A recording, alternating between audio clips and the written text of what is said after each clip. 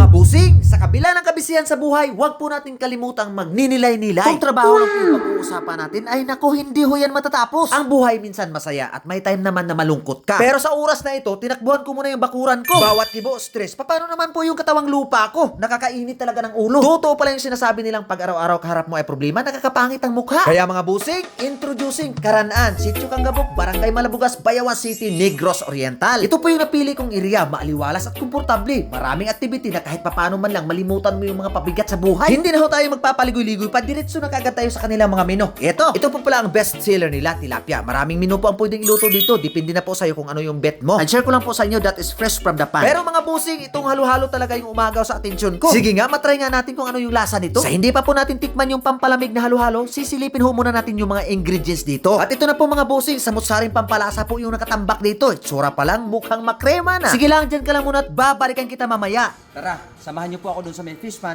Mamimingwit po tayo. Dito po pala nilalagay yung mga fingerlings ng tilapia. Tara, dito tayo. Dito na po tayo mamimingwit. At kasama po natin ngayon si Captain Jack Sparrow.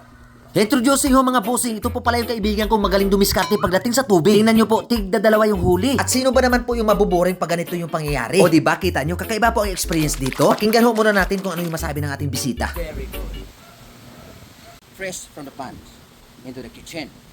Right here, right now.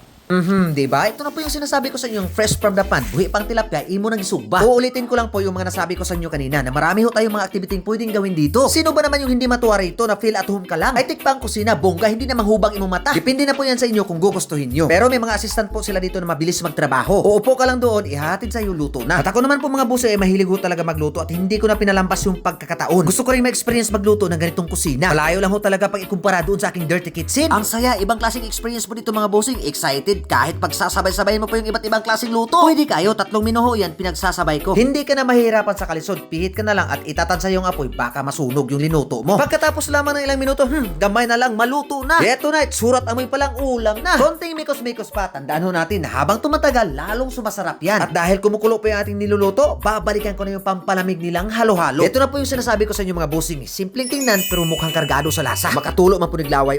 Wow, makagutuman. At gusto ko lang pong i-share sa inyo mga busing na regarding dito sa kanilang produkto na halo-halo, naghahanap po sila ngayon ng mga business partner dito sa Negros Oriental. As of now, ongoing po ang kanilang operasyon. At meron na po sila mga partner sa iba't ibang lugar dito sa Negros. Kung sakaling gusto po ninyo, hindi kayo mahihirapan. Very simple at easy ang mga pamaagi. Meron lang po sila mga dokumentong i-comply. As a business owner, dapat mayroong valid business permit, DTI, ITR, at iba pa mga legalisasyon sa pagpatakbo ng negosyo. Hala, ito na sa harap ko. Paano ko kainin to? 3-in-1? Mabango, amoy pa lang, almost perfect na. Parang nalilito na, hindi na alam kung saan mag-uumpisa. Kung pagkain po yung pag-uusapan natin, ayan ho mga bossing, mura lang, abot kaya sa bulsa. Kaya hindi ho ako nagkamaling pumunta rito. Ibang story na naman yung nadagdag sa buhay ko. See the difference mga bossing, kutsara at plato, ginto. O diba, bongga, ma-refresh talaga yung utak mo at makapag-umpisa ka ulit. Kita nyo po yan mga bossing, that is libre. Chicken soup. Every time nakakain ka dito, merong ganyan. Oh ha, saan ka pa? Di walang iba. Dito mo lang yung matatagpuan sa may Karanaan. Ayun pa ang kanilang lumpia, ubo ng sarap at wala ho ako may masabi. Ito, balik tayo dito, hindi ho ako makakita over dito. Ito yung pakay ko. Sa mga interested po palang makipag-partner sa kanilang negosyo, itong halo-halo. For more information, mga dugang kasayuran, i-check lang na atong comment section na adiha ang link. Kain ho tayo mga bossing, i-enjoy ko po muna yung moment ko ngayon. Yun bang bihira lang tayo makatikim ng ganitong mga klaseng pagkain. Ni birada, magkinamot na lang yun ta, kaya wala po ko naanada ng gamit o kutsara. Asos ka na mga bossing, kapailarag yung taga-bukid ta. Pero bisan pa man, salamat kayo sa inyong suporta. Hinaot pa nga nagustuhan ninyo ang video at the same time naka-inspired po ko ninyo. Kung dinhin na lang yun ta ko to mga bossing, salamat kayo sa usog.